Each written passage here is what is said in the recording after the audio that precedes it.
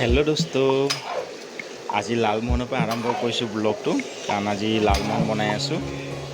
500 Lalmohan order আছে, তো সেই গতিকে লালমোহন বনাই আছোঁ। আৰু আপোনালোকে কি কৰি আছে কমেণ্টত জনাব নাপাহৰিব। আৰু আজি ভিডিঅ'টো মই ইয়াৰ পৰাই আৰম্ভ কৰিছোঁ। প্লিজ ভিডিঅ'টো শেষলৈকে চাই থাকিব। আৰু এইফালে চাওক লালমোহন দেই, চাব 1 2 3 চাওক, দেখিছে? 600 লালমোহন আছে। আৰু ৰাতিপুৱাৰ পৰা লালমোহন বনাই আছোঁ। এইমাত্ৰ বেলেগ কাম আৰম্ভ কৰিছোঁ। আৰু লালমোহনটো খুবেই সোৱাদ হৈছে, টেষ্টি হৈছে, কিমান ধুনীয়া ফিনিচিং হৈছে দেখিছেনে?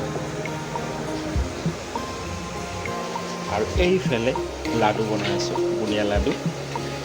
বুন্দিয়া লাডু মঙলবাৰে শেষ হৈ যায় আমাৰ, কাৰণ ইয়াত পূজা কৰে, গণেশ পূজা কৰে, আপোনাৰ ওচৰত মন্দিৰ আছে, চব লাডুবিলাক লৈ যায়।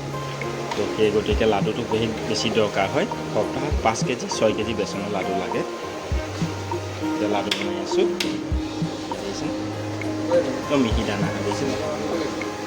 আৰু এইফালে চাওক ভুজিয়া, দেখিছে? গৰম ভুজা মই যোৱাকালি দিছিলোঁ ভিডিঅ', যোৱাকালি ভুজিয়া বনাইছিলোঁ, চেছ হৈ গ'ল। আৰু আজি এইটো ভুজিয়া বনাম।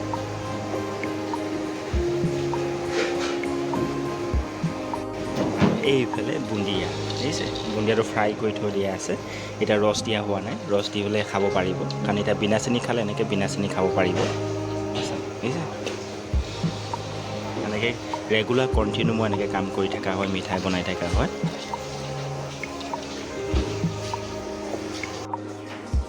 আৰু এইফালে চাওক লাডু ৰেডি হৈ গ'ল, দেখিছেনে? কেনেকুৱা আছে লাডু ভিডিঅ'টো ক'বচোন। আৰু লাডুকেইটা কিমান ধুনীয়া হৈছে দেখিছেনে?